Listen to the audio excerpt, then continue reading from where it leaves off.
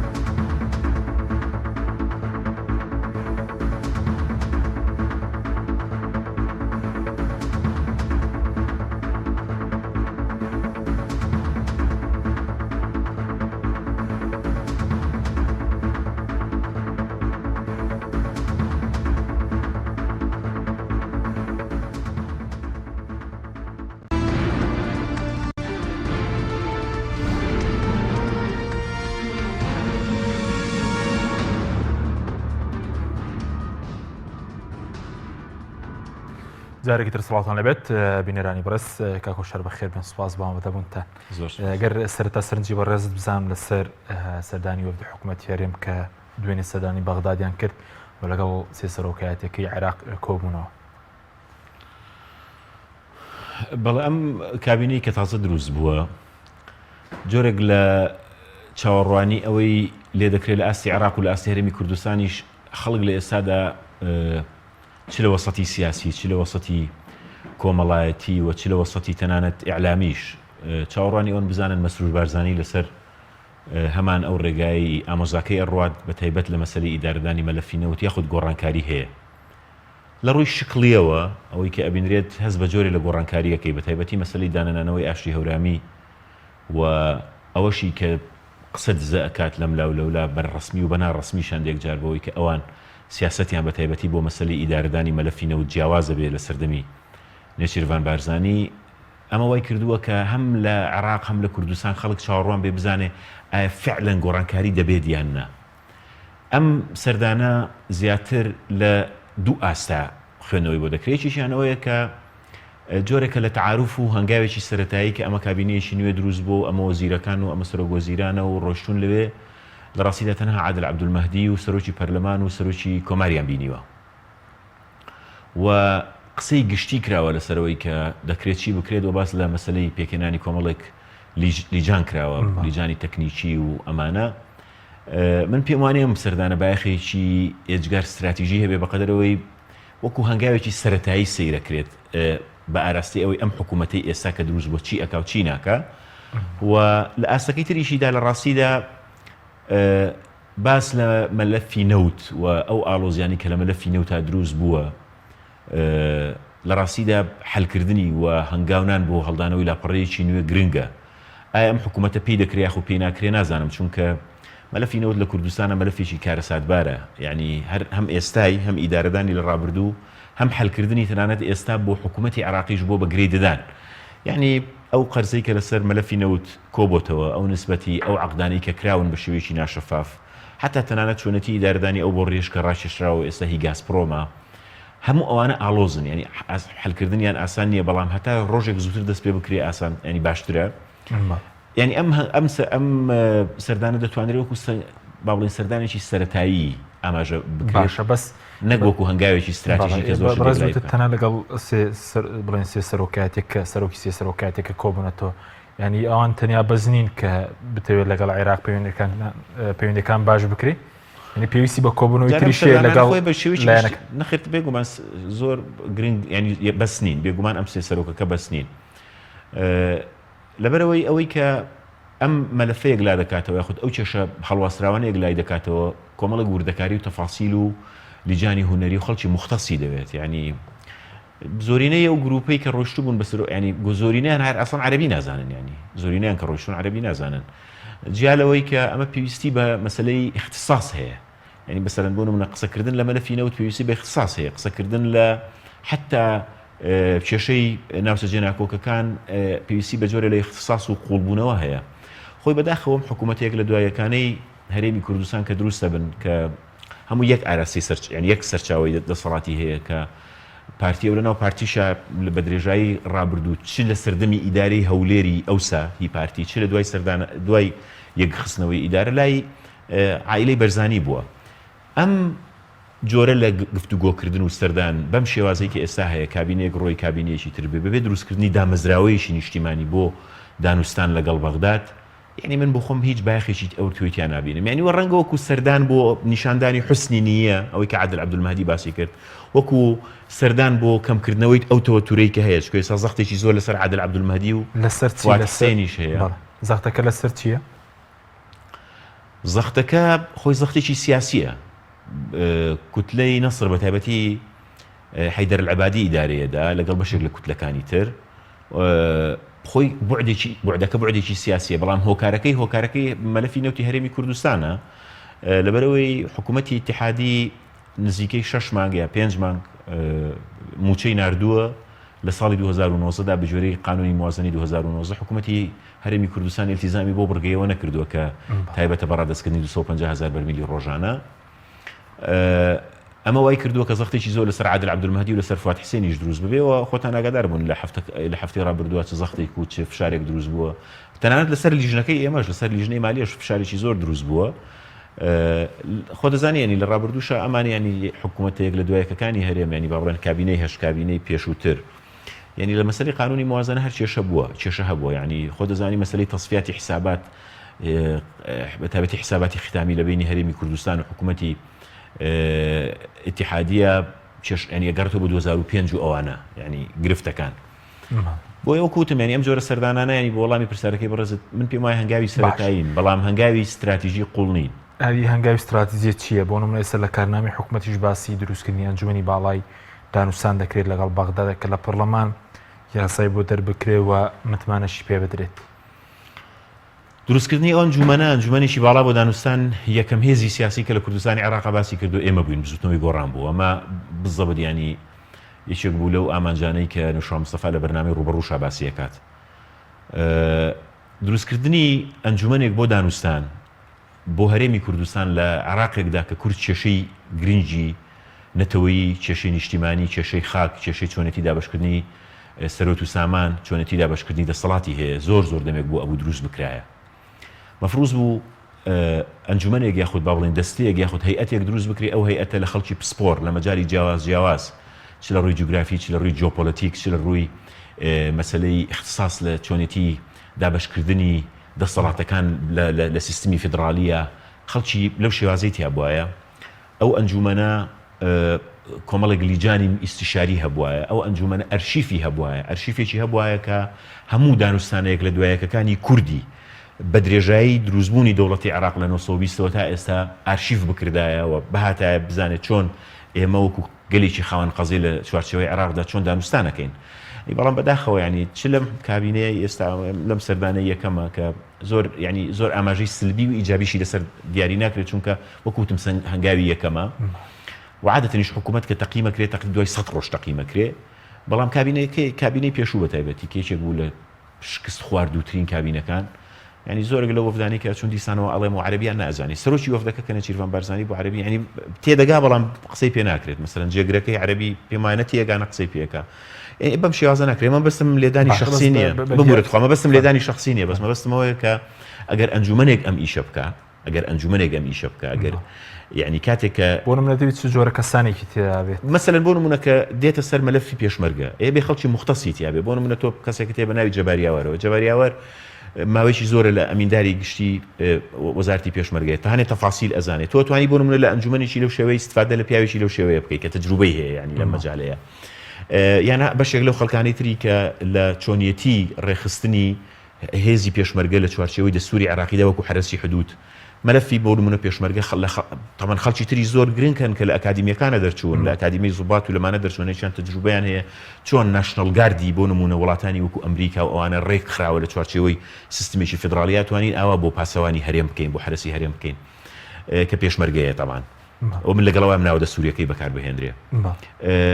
کە دێتە سەر مەلەفی خاک قەزەی کەرکووک و ناوچە جێناکۆکەکانەوەی کە لە دەستوری عێراقدا هاتووە پێویستی بە گروپێکی مختصەیە مەسەڵەن یەکێک لەو هەنگاوانەی کە من بەباشی ئەزانم دانانی هەنگاوێکی باشە بەڵام ئەمە نابێ بە بەدیلی ئەو ئەنجومەنە بۆ دانوستانە دانانی وەزارەتێکە بۆ هەماهەنگی لە بینی حکوومەتی عێراق بەزەمجار لەگەڵ خۆیان نەبردبوو وەزیرەکە لە ڕاستیە نازانم بۆ نەیان بردبوو بەڵام اختیاری یەکێتی بۆ ئەو کەسە اختیاریشی دقیقە ینی برای بەڕێزم کە خالی شوانیان داناوە ئەو چەند دەورێک لە بەغا پەرلەمانتار بووە ئاگای لە ئیشکالیاتی کورد لە عێراقدا و چۆنێتی ئیشکردنیدا و دەستگای دەوڵەتی عێراقی هەیە من پێم وایە اختیاری یەکێتی بۆ ئەم وەزیری اختیاریشی دقیق و باشە لە ڕاستیان نازانم بۆ نەیان بردووە ینی هۆکارەکەی چی ئایا ئەمری دیوانی دەرنەچووە ینی لە ڕاستیابێ لە خۆی بپرسێ باشە بەس باسی نوشرا مستەفات کە بەڕێزت ئەو کاتە بەرنامە لەگەڵ کردبووێنی بەدیاریکەوی دیدی چی و لەسەر ئەو ئەنجومەنی باڵای دانوستانە ینی خاڵە سەرەکیان ئەگەر بیرت ما بێ شتێک بەڵێ ئەوە شتێک هەر لە بەرنامی ڕوبەڕۆ باسکرابێ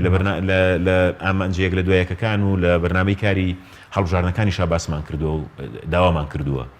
یەکێک لە تێڕوانینە استراتیژیەکانی نوشا مستەفا بۆ چارەسەرکردنی کێشەی کورد و کێشەکانی کورد لە چوارچێوەی عێراقی فیدراڵا بریتی بوو لەوەی کە پێویستە ئەنجومەنێک یاخود هەیئەتێک یاخود با بڵێن وەکو دەستەیەک بۆ دانوستان لەگەڵ عێراقا دروست بکرێت کە ئەم دەستەیە دامەزراوەیەکی نیشتیمانی بێ پێک نهاتبێ لە کۆمەڵێک خەڵکی مەکتەب سیاسی کۆن و ئەوانەی کە چوزانم ینی شەرعیەتی شاخ و هینیانەیە بەڵکو پێکاتبێ لە کۆمەڵی خەڵکی مختص لە مەجای جیاوازە کۆمەڵی خەڵکی ئەکادیمی کۆمەڵە مامۆستای زانکۆ کۆمەڵێ لەو کەسانەی کە قوڵاییان هەیە لە دیاریکردنی ئەو کێشانەی کە ئێمە مەسەلەن کورد لە عێراقدا چەند کێشەیەکی هەیە کاک حەشیم کێشەی خاچی هەیە بە پلەی یەکەم یعنی خۆی هەر ئەسڵ نظامی فدرالی لەسەر سێ پایوەستا و یەکێکیان چۆنیەتی دابەشکردنی دەسەڵاتە کە ئەمە کێشەمان هەیە تا ئەم لەحزەیە لەگەڵ عێراقدا دووەمیان چۆنیەتی دابەشکردنی سەرەواتە یعنی سەرۆی طبیعی یاخود داهات بەگشتی لە بینی هەرێمەکان و حکوومەتی ناوەندیە چۆن دابەشەکرێت تا ئێستا کێشەمان هەیە بە دلیلی ئەوەی تا ئێستا یاسای نەوت و گاز نییە بەشێکی تری بریتیە لە چۆنیەتی دابەشکردنی حدود سنووری جوگرافی بە تایبەتی لەو مۆدێلەی ئێمەیە کە لە کوردستانی عێراق ئێمە تا ئێستا لە چوارچێوەی مادەی 140 چەند ناوچەیەکەیە کە جێناکۆکن لە بینی ئێمە و حکوومەتی اتحادیە یعنی ئێمە کێشەی خاکمان هەیە کێشەی چۆنێتی دابەشکردنی سەرۆت و سامانمان هەیە چۆنێتی دابەشکردنی سوڵتەمان هەیە بۆ ئەم سێ کێشەیە کە جاتەمان ئەم سێ کێشەی تری تیا دروستە بێ یعنی کۆمەڵک کێشەی تری فەرعی هەیە پێویستمان بە دروستکردنی دەستەیەک هەیە ئەم دەستەیە پێویستی بە دامەزراوەیەک بێ کە ئەرشیفی هەبێ ئەرشیف یعنی مەسەلەن هیچ گەلێک کە کێشەی هەبێ کە خەباتی ڕزگاری خوازی بکە خەباتی سربەخۆی خوازی بکە هەموو جارێ هەرجارە و کەسێک نانێرێ بۆ وەفدێک کە هیچ جۆرە قوڵایەکی نەبێت یعنی تۆ دیقەت بە من چیرۆکێکی بەسیتە جێڕمەوە عادل عەبدولمەهدی ئەو کاتێک کە وەزیری نەوت بوو زۆر نێتی لەگەڵ هەرێمی کوردستان باش بوو ئێستاش ینی پیاوێکە ینی نێتی لەگەڵ هەرێمی کوردستان زۆر باشە بەڕاستی پیاوێکی ناتائیفیە تائیفی نییە پیاوێکی نیشتیمانیە و ئەوانە کە وەزیری نەوت بوو ئەویست ئەم کێشەی نەوتە چارەسەر بکە هاتبوو بۆ هەرێمی کوردستان گفتوگوی لەگەڵ نەچیرۆڤان بارزانی کردبوو لەگەڵ ئاشتی هەورامیش کردبووی ئەوانە وتبووی کاکە 250,000 بەرمیل لە نەوتەکەتان بن ئاشتی هەورامی وتبوو ئەی باقیەکەی ئەوەی کە ئەمێنێتەوە چی لێ بکەین ئەو کاتە عادل عەبدولمەهدی دەستی خست بۆ سەر چاوی وتبووی ئێوە مە چاوی لێ پۆشینەوە خۆتان چی لێکەن لێ بکەن بەس ئێوە 250,000 بنێرن لە چوارچێوەی قانونی موازنەی ئەو کاتی 2015 ئەوانە جێگیرمان کردبوو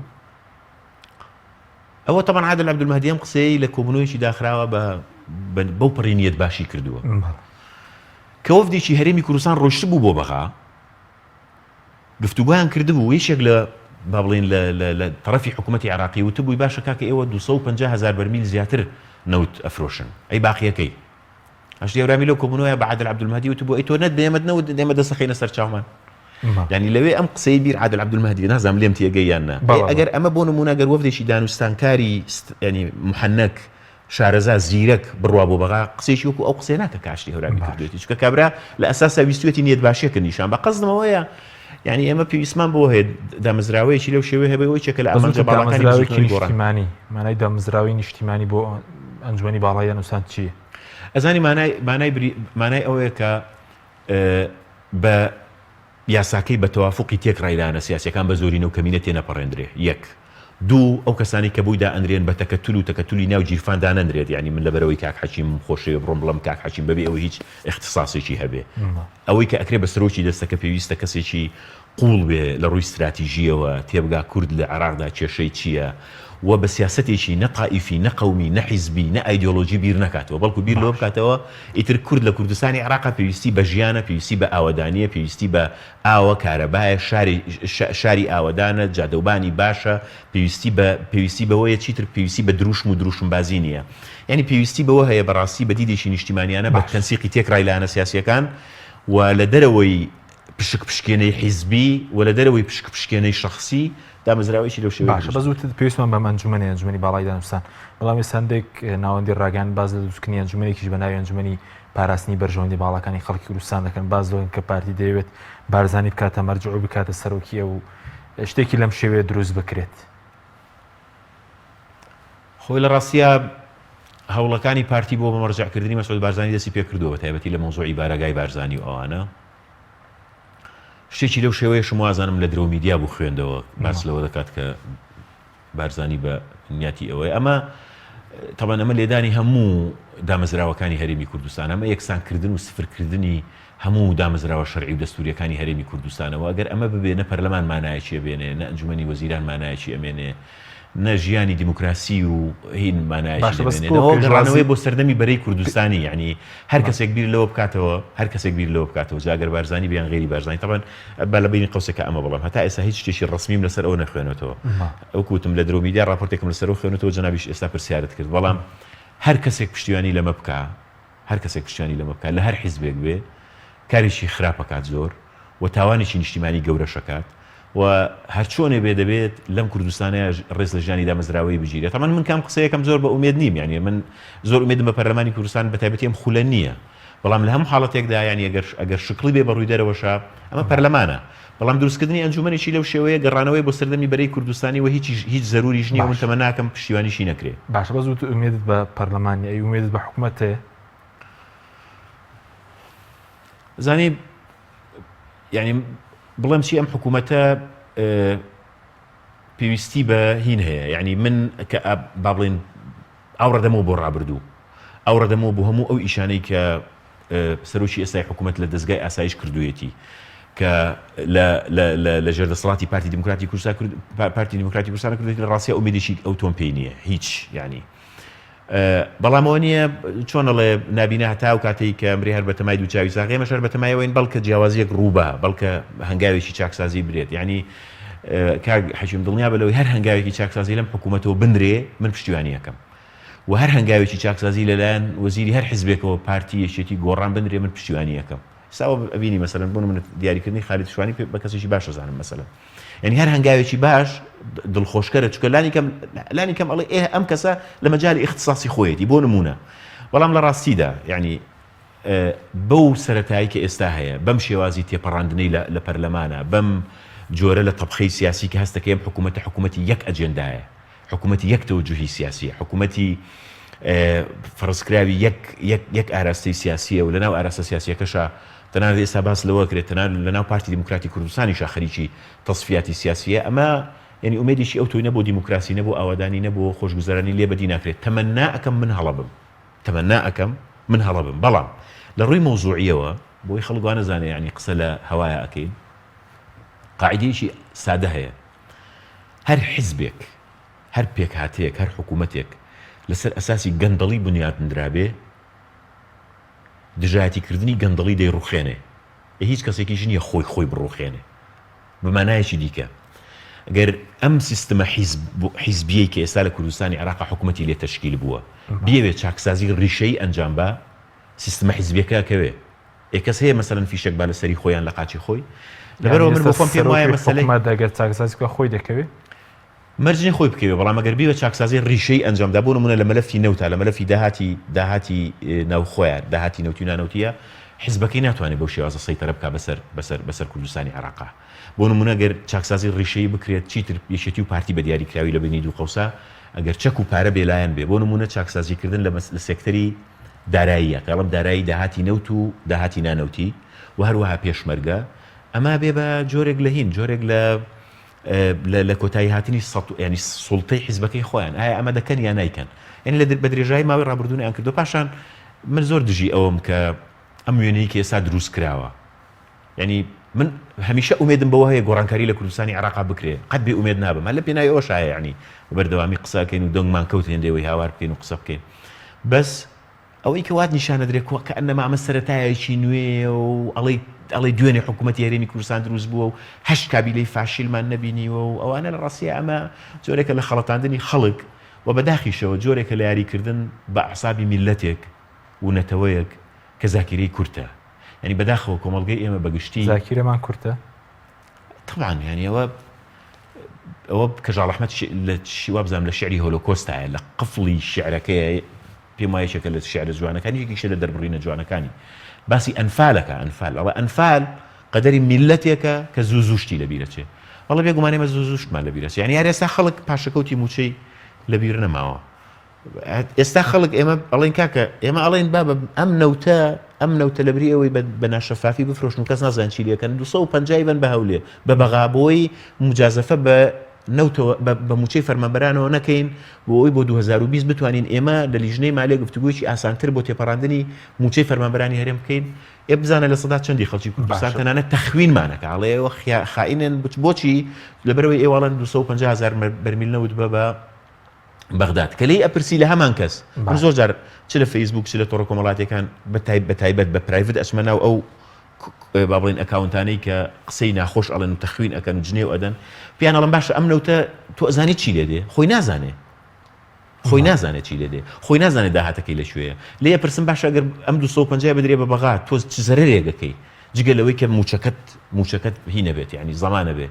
بەڵام وا ئایدۆلۆژیستانە وا سیاسیانە پڕکراوە یعنی هەر کەسێک دەست ببا بۆ مەلەفی نەودیان هەر کەسێک بڵێ با بە ئەمەوە نابێ چکە تۆ هەستەکە لە قوتی ئەوە دەی چکە هەستەکە تۆ دەست ئەبەی بۆ شوێنیشی حساس کە دەستەخەیتە قورجی حیزبە سیاسیەکەیەوە ئێوە دەستان خسۆتە قورگی حیزبی سیاسیان خەڵک چکە ئێستا پەرلەمانتاریشە بوو پێیوا بۆم کارەیە وەکو سێ پەرلەمانتارەکە لەسەر مەسەرەی نەوت مەسەلەن گرفت بۆ موچە دروست دەکات ڕێک بەعکسەوە هەر کەسێکەمە کادەیە بێ بە محامی مافیاکانی نەوت بەداخەوە ینی من زۆر بەداخی ئەوم خەڵک قسەی نامۆزوعی لەسەر ئەم پرسە بکات ینی بەتایبەتی ئەوانەی بەتایبەتیش ئەوانەی لەناو پەرلەمانی عێراق خۆیان دەستیان بەرز کردوتەوە بۆ یاسای موازنە دەنجیان بۆ بڕگەیە داوە سوێندیشان خواردۆ کە لە یاسا لا نەدەن کەچی ئێستا دێن پێچەوانەی یاسای موازنەی 2019 لە دژی من یان هەنێ برادری ترم قسە ئەکەن کاکە گیان هەموو فراکسیۆنە کوردستانیەکان بە پارتیشەوە هەمووی دەنجی داوە بە یاسای موازنەی 2019 یاسای موازنەی 2019 باس لە 250,000 بەرمیلەکەوە ئەوانەشی کە لە گفتوگۆی ئامادە بووین لە گفتوگۆکانمان کردو لە لیژنەی مالیە لەوێ هەموو موافقیان کردووە کە بڵێ کاکە هەرێمی کوردستان 250 نێرێ یان هەوڵەدەن بۆ چارەسەرکردنی ئەم کێشەیە بەڵام ئێستا تۆ بمجرد ئەوەی بڵێ کاکە ئەم 250 بنێرن تۆ 450 ئەفرۆشی 600 ئەفرۆشی چەنی ئەفرۆشی مشکیلە نییە بەڵام 250کەی بەهین بە بەغداد هەندێک هەن بۆ بەلاڕێدابردننی ڕێئی عام و بۆ چاواشەکردنی خەڵک بەداخەوە باسی چیەکەن باس لەوە دەکەن ئەی کری کۆمپانیەکانی نەوت با بەغدا کری کۆمپانیەکانی نەوت با ئێمە 250کە ئەدەین وابزانم هیچێک لە قسەکانی جێگری سەرۆکی پەرلەمانیشە لە پشکی پارتی پەرلەمانی عێراق مەبەست ئێمە کە گفتوگۆمان کرد لەسەر ئەم مۆزوعە لەسەر ئەم پرسە ئەو کاتە وەزیری نەوت هادووتی هەرێم تا ئێستا تقریبا 420 بۆ 460,000 بەرمیل نەوتە فرۆشی ئەندامانی لیژنەی مالیە لە شیعش و سونەش ینی لە کوتلە شیعی و سونەکان وتیان کەواتە ئێمە 250کە ئەسڕینەوە ئەنووسین 450 یان 420 ئەو کاتە کە کەوتینە گفتوگۆ لەگەڵیانە پێمان وتن با بە ئەم 250کە بهێڵنەوە ئەوەی تر با بۆ کڕی کۆمپانیەکانی نەوت بێ خۆگەر 450 بین ئەبێ ئەو کرێ کۆمپانیەکانی نەوتیش بن کە ئەو کاتە بە زەرب و تەقسیم حسابیان کە تا ڕادێک زەرریان نەکرد. یعنی ئێمە لە گفتوگۆکانە باسی ئەوەشمان کردووە. یعنی ئەمەمان وەختی خۆی بە پاسا و بە پاساوی کرێ کۆمپانیەکانی نەوت هێشتۆ بۆ بەنیازمون 400 بەڵێ شەڕێکی زۆر بەڵێ بوو بە گفتوگۆیەک تا ئاخر شەو تا دوی شەو ماوینەتەوە لە مناقەشەی قانونی موازنە تا قەناعەتمان پێکردوون بڕگەی جیم بەو شێوەیە بڕۆ چکە دکتۆر فواد هاتە لامان ئەو ئێوارەیە هەموو برادرانی لیژنەی دارایی شایەتن ینی هەر 5 کوردەکە. دکتۆر فواد بە نەزوتی ئەگەر ئێوە ئەو بڕگەیە بە ئەسلوبێک دیاری نەکەن بە شێوازێک دیاری نەکەن کە من بتوانم نەوت بنێرم عفو پارە بنێرم من ناتوانم پارە بنێرم ئەگەر نەسیشی قانونی نەبێ لە قانونی موازنە یارمەتی من با ئەگەر هەرێم نەوتیش نەنێرێن نسبەی ئەو نسبەتی پێشلانی کە موچەی فەرمانبەران و پێشمەرگە جیانەکەنەوە من ئەمەم بۆ نادرێت چکە تا ئەو کاتە هەرێم قەترێ بەرمیل نەوتی نەئەنا ینی قەترێ نەوتی نەئەنار ئێمە ئەومان ئاواز جێگە کردوتەوە. بەڵام هەرەو کاتەش بە دکتۆر فوادمان و لێشمان پرسیارە هەرێم نەوتە نێرێ یان ناینێرێ. یعنی ئەو خۆشی لە سەرەتایە یەکەم جار وتی وڵی لە ڕاستیە نازان بەڵام هەوڵە دەین وا باشە بینێرێ ئێستاشە لێ پرسیڵێ وا باشە بینێرێ هەموو ێڵە وا باشە ئیلتیزام بکرێ بەڵام کێشەشمان نییە سەبەرپرسانی حکومەتێرە کێشەمان نیە لە تەسنیمکردنی 250,000 بەرمی. ئەمەش لە ڕاستیە جۆرەکە لە گاڵتەکردن بە میزاجی خەڵک یعنی چی کێشت نیە و نانێری ئێ دەبینێرە خەتر چێ دەستی گرتووی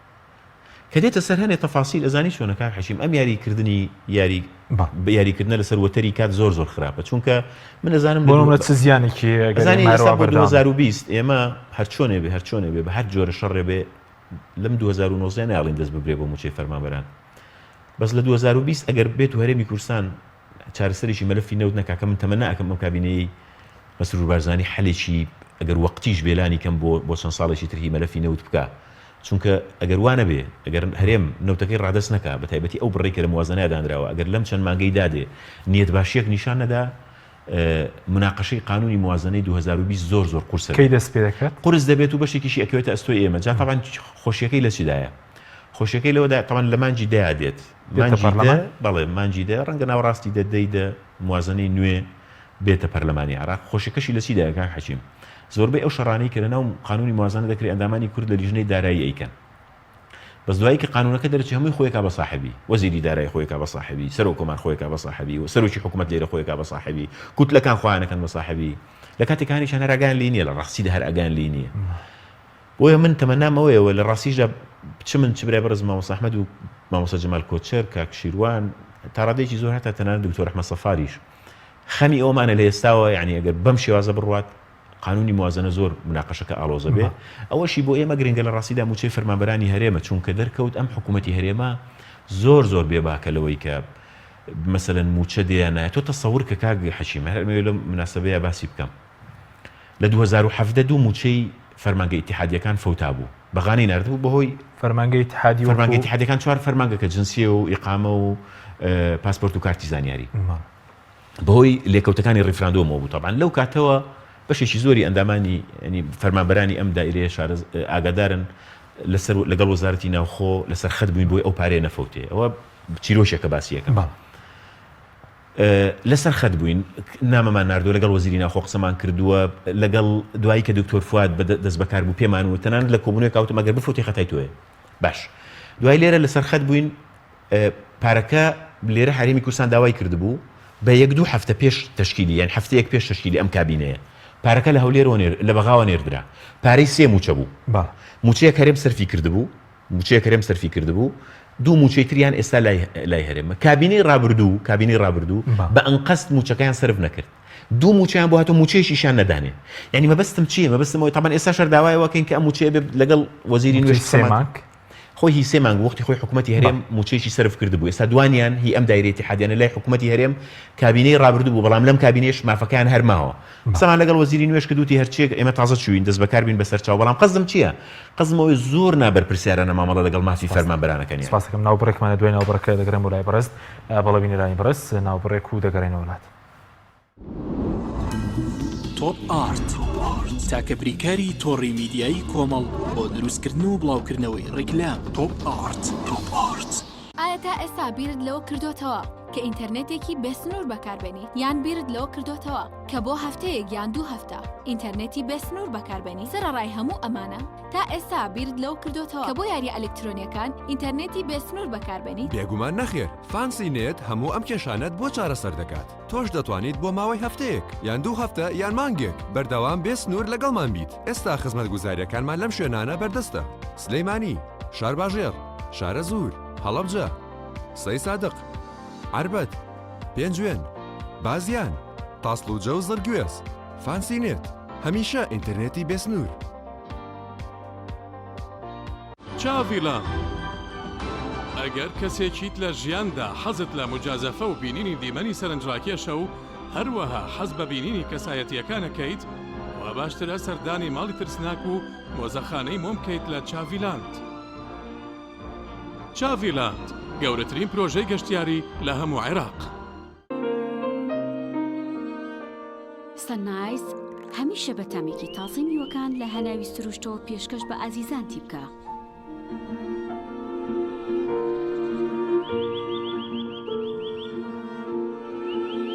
شەربەتی سەنایز تامێک لە سروشتەوە. شەربەتی سەنایز تامێک لە سروشتەوە. هەمومان حەزمان لە برنجە. برنجێک تامی ڕاستەقینەی برنجمان پێ ببەخشێ. بازار جمەیتێک لە برنج، بەڵام بژاردەی من برنجی دۆلفینسیە. بە تام و بۆن هاوشێوەی برنجی کوردیە. 100% سروشتیە. برنجی خڕی دۆلفینسی شێفە گەورەکان سەرسامەکات. بۆیە بێ دوودڵی بژاردەی من و کابانی ماڵە. تا ئێستا زۆر جۆری برنجم تاقی کردوتەوە، بەڵام هیچیان وەک دۆلفینسی نییە. تامێکی ترە ئێوەش دەتوانن تاقیکەنەوە. دۆلفینسی باشترینمان بۆ هەڵبژاردن. تۆپ ئارت تاکە بریکاری تۆڕی میدیایی کۆمەڵ بۆ دروستکردن و بڵاوکردنەوەی ڕیکلام. تۆپ ئارت.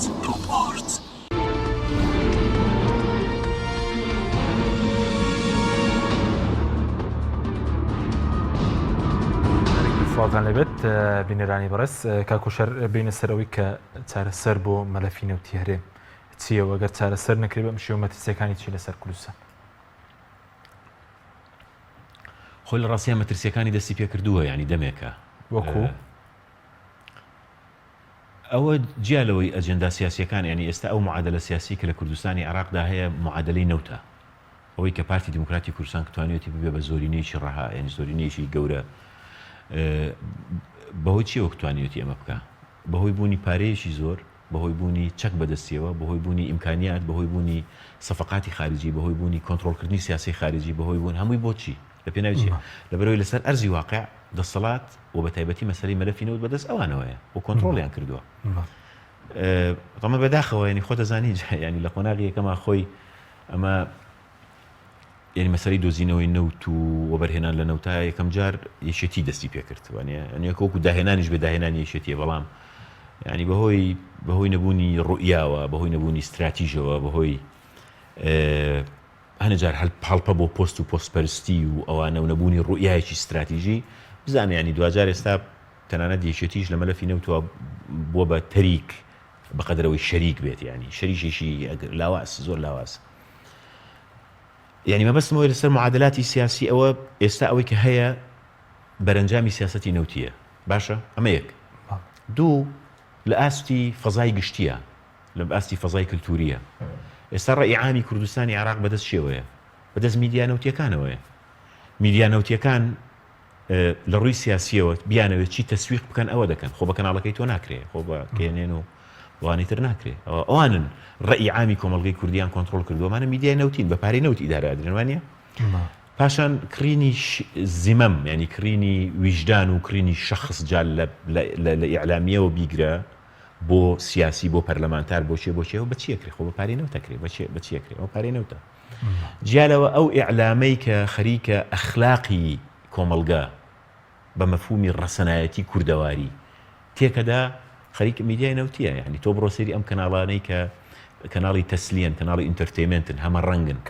بڕۆ کار بەسەربردنن بڕۆ بزانە چیان لە ئەخلاقی مجتەماع کردووە بڕۆ بزانە چ ژەهرێک ڕۆژانە ئەڕێژن بزانە چۆن خاڵین لە پەروەردە تەمان مەبەستم لە پەروەردەی ئیسلامی و ئەمانە نییە مەبەستم لە پەروەردەیەکی ڕەسەنایەتی کوردەواریە کە پڕێتی لە جۆرە لە لیبرالیەت جۆرە لە تەنانەت ئازادی و ئازایەتی بەڵام بەم تێکشکان و انحیطاتە ناکە ئێستا هەیە یعنی ئەمانە ئەیکەن یعنی تۆ بڕوانە ئەم بەرنامانە بزانە هەدەفیان چییە بزانە چۆن خەریکە ئەخلاقی کۆمەڵگەکە بە تەواوی تێگەدەن ئەمە نەوت کردوێتی یعنی تۆ لە ئاسی سیاسیا وێرانی کردووی لە ئاسی کۆمەڵاتیا وێرانی کردووی لە ئاسی ڕۆشنبیریا وێرانی کردووی لە هەموو ئاسێکە وێرانی کردووی ئێستا ژیان و گوزەرانی ینی بە تعبیرەکەی دکتۆر فاروق ڕەفیق ینی نەکات ژمێریژی نەماوە بۆ نیوەشەو هەر نیوەشەو داهاتووە بەهۆی ئەمیان تاریکە مەشە دەکە یعنی من نامێ خەڵک بێ ئومێد کەم و خەڵک بترسێنم بەڵام ئەبێ خەڵک بزانێت ینی تا دێت ئەخلاقی کۆمەڵگەکە بەرەو داڕوخانە ڕوا و کۆمەڵگەیەک کە ڕەسەنایەتی خۆی لەدەستدا هیچی نامێنێتەوە هیچی نامێنێتەوە لەبەرەوە ینی بەداخەوە ئەمە هەمووی بەهۆی نەوتەوەیە ئەگەر نەوت لەسەر ئاستی استراتیژیش ئەگەر نەوت بیرێکی جدی لێ نەکرێتەوە نەکرد کۆمەڵگەکە تەنانەت ئەوانشی ئێستا شانازی و پۆست بە پاری نەوتەوە لێدەن وەکو پارتی یان وەکو بەشێک لە سەرکردەکانی یەشێتی یاخود مافیاکانی نەوت لە بینی قەوسێکە سەری ئەوانی شەخوات یعنی چونکە مەلەفی نەوت و ئیدارەدانی بەم شێوازە قەرزێکی زۆری کەڵەکە کردووە سەفقاتی زۆر مەشبوهی دروست کردووە نەوت مافیای دروست کردووە کاک حەشیم مافیای نەوتی لەم شارەیە دێن و دەچن سیفەتەکان دەستیان بردووە بۆ تیجارەتی ترەوانەی کە بە پارەی نەوت دەوڵەمەند بوون و خۆیان گرتووانە دەسەبن بۆ هەموو جۆرە تیجارەتێک هەمویان قۆڕخ کردووە تەنانەت ئێستا حیزب و شخصەتی حیزبی و مەکتەب سیاسی هەیە لەم شارەیە خەریکی تیجارەتی هێلکە و دووک تەسەورکە مەکتەب سیاسی باڵێ باشە لەبەرەوە ینی نا تەنانەت تیجارەتیان لەسەر خەڵک داخستووە ینی کۆمەڵگەکان بە تەواوی وێران کردووە لەبەرەوە مەترسێکی گەورەیە جالەوە مەلەفی نەوت تهدیدێکی گەورەی لەسەر مایە پوچبوونی هەرێم چونکە هەرێم ینی خەریکە دا ئەرزێ لەژێر قەرزێکا کە ئەم قەرزە کەس نازانێت چۆنە و چییە ینی ئەم کاتێککە باسی کری کۆمپانیەکان و ئەو قەرزە ینی ئەو قەرز و دەینە خارجی ئەکرێت طبعاً باسی قەرزی داخلی مەکە ناوخۆ مەکە کە قەرزی ناوخۆت پارێچەنی با بڵێن کۆمپانیەکان پارێچەنی مقاولین پارێچەنی مۆزەف بەهۆی سیاسەتی زۆرم لێی ستەمکارانەی پاشەکەوتەوە کەوتۆتە لای ئەم حکوومەتە ئەمە قەرزی ناوخۆی پێڵێن بەس قەرزی دەرەشی چەندیان لایە پاشان بڕۆ سەیری ڕقەمی حساب و سەروەت و سامانیان بکە کە لە دەرەوە هەیە نەبزانە چەندە من لەمە ڕۆژانەیە وتارێکی کورتم لە تۆڕی کۆمەڵاتی فەیسبوک نووسیبووم کاتی حوسێن موبارەک ڕووخا ئەو پارانەی کە قەرز بوون لەسەر میسر یەکسان بوو بۆ پارانەی کە حوسێن موبارەک بردوێ دەرەوە بۆ خۆی و عایلەکەی ئەوانە شاروان ینی خۆ ئەوانە هەمووی بەشێکی زۆریان پارێکی زۆریان بەشێکی زۆریان نەک ملیۆنێری دۆلار ملیاردێری دۆلارن بەشێکی زۆریان ینی ئەم شارەیان هەر لە هەواکەشیان لەسەر خۆیان تاپۆ کردووە کۆمپانیەکانی پەیوەندی کۆمپانیا هەموو شتێکیان لەسەر ینی لە ڕاستیە دەستیان نەخسۆتە سیاسەتەوە دەستیان خسۆتە بزنسەوە دەستیان خسۆتە هەموو جۆرە تیجارەتێکەوە ینی لەوە زیاتر دابەزین و داشکان بۆی کە مەکتەبی سیاسی حیزبێکدانی شێگفتوگۆ بکات لەسەر دووک دوای سەر مەسەلێت بەس سەر مەسەلەی و تعریفەی گومرگی کە لە پەرلەمان دەرچوو لەو ماوەیە مەسەن لە چەند خاڵێکی سنووری لەم لەولایە مەسەلەن هێلکە هاور دەکراوە بە پاساوی سووریا هێلکە هیچ ڕێگە پێدراوە تعریفەی گومرگی عێراق هێلکەزانی بێگومانەمانە ڕێپێدراونی نێن ئێمە جۆرەکە لە تاری بەزمێ لەو بەرنامەی تۆ شتێک بڵم کەمە لە مستەقبەلی شائیشی لەسەرەکەم وەکو ئەندامی لیژنەی دارایی گومرگەکانی هەرێمی کوردستان کارەساتی گەورەیە کارەساتی گەورەیە لەسەرەوەی کە بە ئەنواعی شێواز بە پاساوی جیاجیا بە ناوی سیر مەنەفێسە نازانم کوالیتی کۆنتڕۆڵە قەپانە نازانم چیە ئەنواعی شێواز پارە لە خەڵک وەرەگرن لەو بارانە طبعاً ئەمە ڕێک دەرهێنانی پارەی لە جیرفانی هاوڵاتیان بۆچی چونکە کە لەوێت تۆ لە گومرجێک بۆ نمونە لە شوێنی وەکو باشماخ یاخود ینی هەر یەکێک لە گومرگەکان باشماخە سەیران بەنە براهیم خەلی لە هەر شوێنێکە تۆ بە دە شێواز پارە لە کەسێک وەرەگری کە تیجارەتە کاریان کە هینەکات بۆ نمونە کابرا چیەکە خۆ پارەکەی لەسەر پشمەکەکە گرانە بێ کاڵاکە گرانە بێ کە گرانە بێ لە جیرفانی تۆویشی شتری دەرهێنێتەوە وانە جەمێکەکەەوە مەلەفانی کە لەسەری ئەجوڵین لە مستەوای پەرلەمانی عێراق بۆچی چونکە مۆزوعی مەرزەکان قەزەی اتحادین مەرزەکان مەرزی اتحادین ئەبێم پارانەوە داهاتانە بگەڕێتەوە سەلەی حکوومەتی عێراقی جا لەسەر ئەوەش ئیشکالێکی کاک حەشیمە گەر دەرفەتم بێ ڕوونکردنەوەی بم تۆ مادام بڕیارت داوە لە حکوومەتی عێراق بیت لە چوارچێوەی نظامی فیدرالیە نظامی فدرالی نیزامە مالیەکەی ئیتیحادیە یەکسەر لە هەیە یەکسەبەتە هەیە هەموو داهاتی عێراق بە هەرێمی کوردستانیشەوە کۆ ئەکاتەوە. یعنی کاتێک کە ئێمە ئەڵێن ئەبێ داهاتی گومرگەکان داهاتی ناوخۆ داهاتی نەوت بگەڕێتەوە حکوومەتی عێراق بۆ بچێتەوە ناو یەکسەر لە خەڵک لە خۆیەوە هەنێکیان تووڕە ئەبن ئەوانەی کە تووڕە بن بەشێکی ئەوانن کە ئەیانەوێ ئەم پارە لە برێ بچێتەوە ئەو سەلەیە بچێتەوە بۆ مافیاکان بچێتەوە بۆوانەی کە تاڵانیەکەن چونکە ئەگەر بچێتەوە داهاتی حکوومەتی اتحادی جارێککە لە قانونی موازنەدا بەشەکرێتەوە. یعنی ئەم داهاتە کاتێککە ئەڕاتەوە ئەوێ تەسجیلەکرێ ئەمە داهاتی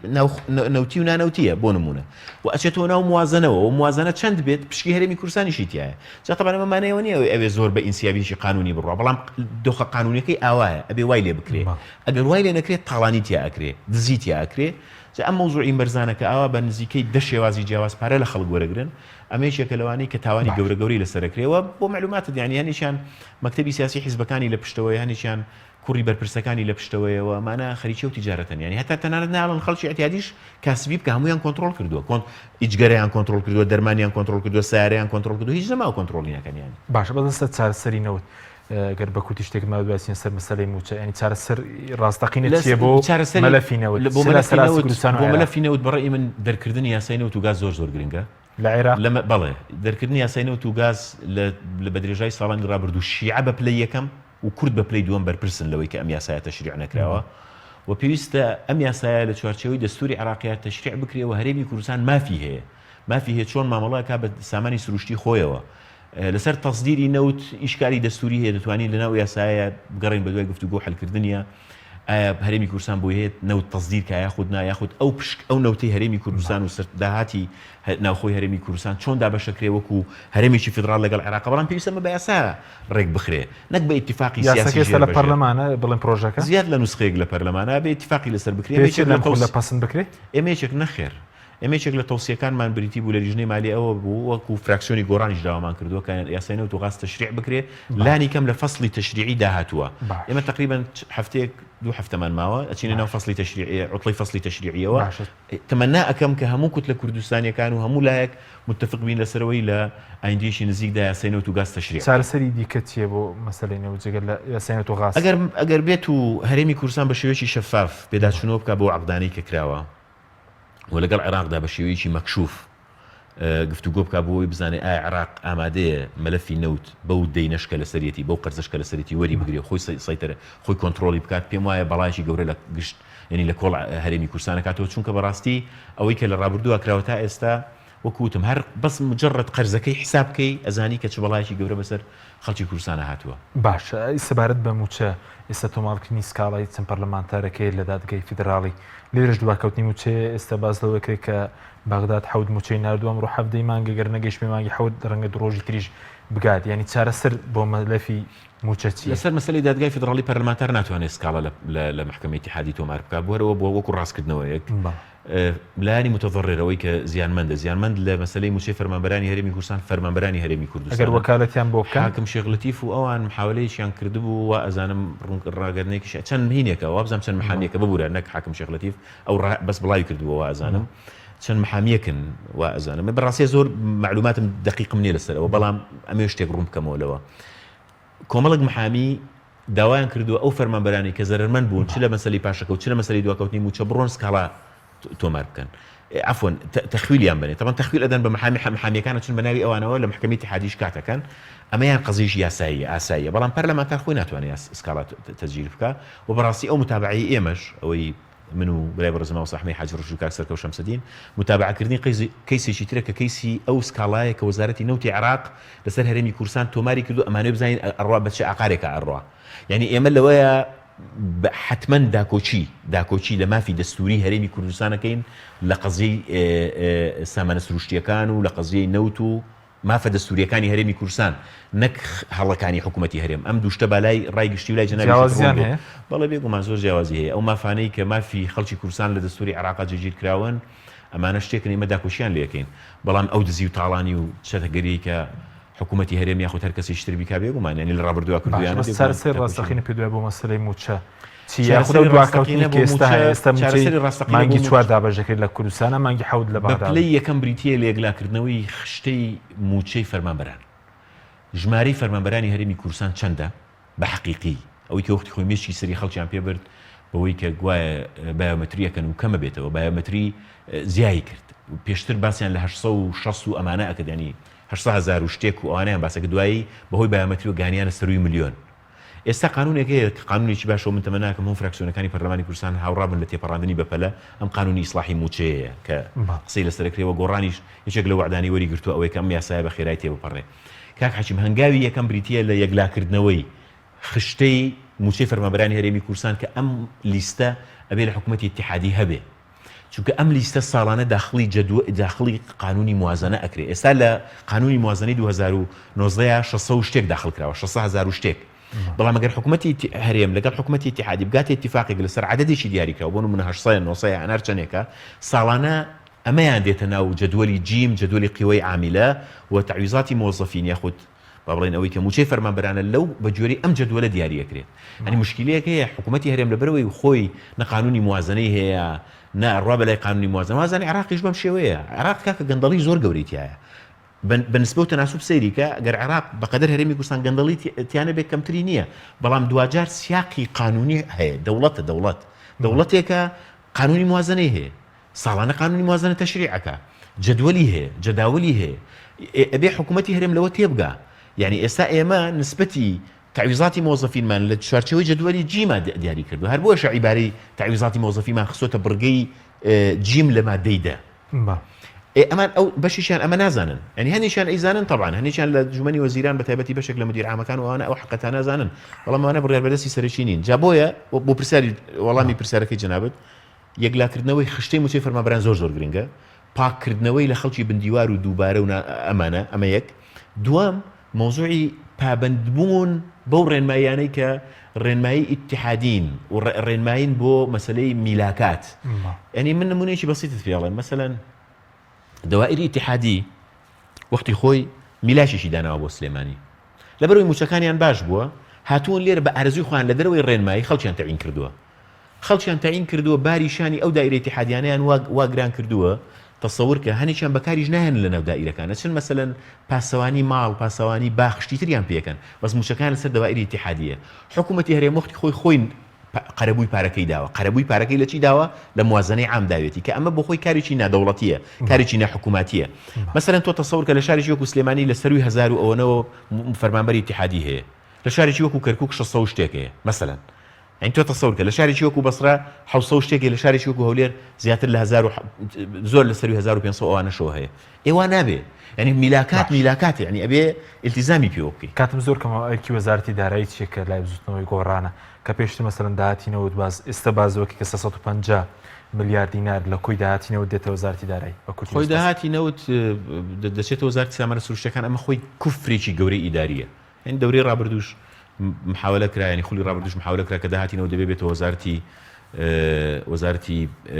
دارایی طبعا ئەمە ئەگەر بێت و مەلەفی نەوت وەکو ئێستا بمێنێتەوە خۆگەر حل بکرێ داهاتینەوە و کاتە بێ بگەڕێتەوە وەزارەتی دارایی حکوومەتی اتحادی و لەوێ جارێکی کە پشکی هەرێمی کوردستان بێتە وەزارەتی دارایی حکوومەتی هەرێمی کوردستانەوە من تەمەنا ناکەم بۆ شەفافیەتی زیاتر لەم قۆناغە داوای لێ بکرێ. باشە دووە پرسیارم سەبارەت بە فراکسیۆنەکەیەوە لاندێک پێیج و سایت بڵاوکراوە گوایەوە لە بەغداد بوونە بە ئۆپۆزیسیۆن شتیوا لە ئارادا هیچ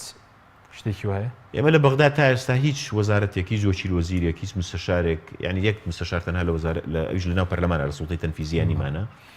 هیچ پشک و پایەکمان نییە یعنی ئێمە بەشدار نین لە حکوومەتی عادل عەبدولمەهدی وەکو یەکێتی بەشدارەوەکەوەی پارتی بەشدارە بۆیە مەسەلەی اختیاری بوون بە ئۆپۆزیسیۆن بژاردەیەکی کراوەیە و ئەگەر بەردەست من بووایە وەکو شار عەبدوڵڵا دەمێک بوو ئێعلانمان کردو کە ئێمە ئۆپۆزیسیۆنین. بەس لەگەڵ بزوتنەوەی گۆڕانی شکالێک هەیە وەکو فراکسیۆنەکە ئێمە لە گفتوگویان ئێستا لەگەڵ بزوتنەوەی گۆڕان و لە بینی خۆشمانە لە گفتوگۆی ئەوەداین و پێچێت لە ئایندەی نزیک داهانێک گۆڕانکاری و ریزبەندی نوێش لە معادلاتی سیاسی عێراق بێتە ئاراوە بۆ ئەو کاتە بڕیارمان ئەبێت بەڵام بەم شێوازە نامێنینەوە چکە گۆڕان خۆ دەزانی ینی سێم گەورەترین فراکسیۆنە هێشتا سەرباری ئەو هەموو تەزویری کە لێمان کراوە لە عێراق ینی بێگومان هەڵوێستمانە بێت لەو چوارچەوەیەدا هەڵوێستی چی بوون ینی هەڵوێستمانە بێت بۆی کە ئایا ئێمە تا سەر پشتیوانی ئەم کابینەی عادل عەبدولمەهدی ئەکەین بە مەجانی بە بەلاش یاخود هەنگاوی ترمانە بێ بۆی ببین بە ئۆپۆزیسیۆن تەمان بێگومان ئەگەر بژبین بە ئۆپۆزیسیۆن لە هەموو حاڵەتێکدا ئێمە ئەمانەوێت ئەو ئاراستە وەسەتیە ناطائیفیە نا ئایدۆلۆژیای عادل عەبدولمەهدی سەرکەوتوو بێ بەڵام ئۆپۆزیسیۆن بوون بۆ حکوومەت مانایوانێت دژایەتی حکوومەتەکەی بەقەدەرەوەی کە ئەتەوێ ڕاستی کەیتەوە. سپاس بۆ بەڕێز هۆشیار عەبدوڵڵا ناوی پەرلەمانی عێراق. سوپاس بۆ بینەرانی بەڕێز، سوپاس بۆ هاوکاران تا بەرنامێکی دیکە خواتان.